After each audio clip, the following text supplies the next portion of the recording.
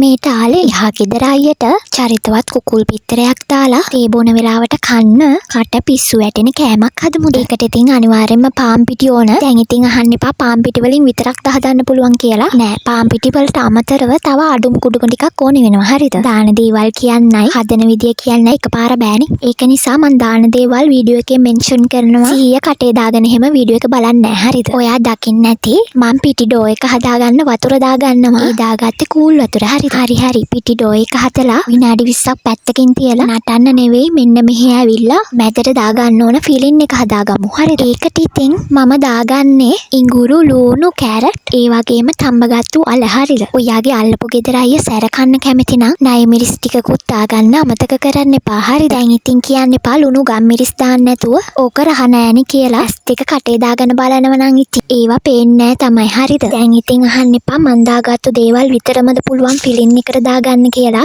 එහෙම නෑ. හරිද? අල්ලපු ගෙදර අයියා ආස ඕනම දෙයක් දාගන්න පුළුවන්. හරිද?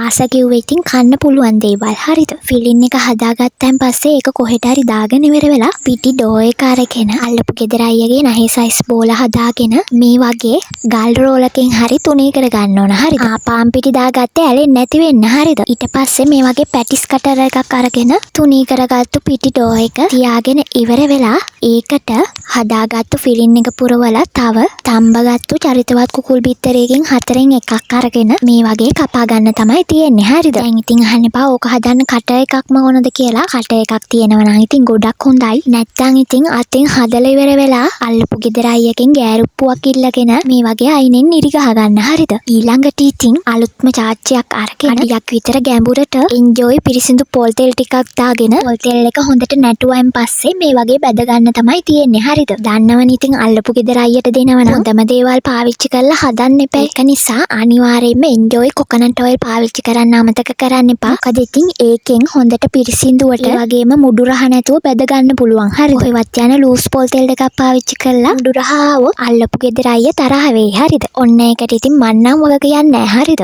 අල්ලපු ගෙදර අයියා මේක කාලා මොකද කිව්වේ කියලා පහලින් කමෙන්ට් එකක් දාන්න.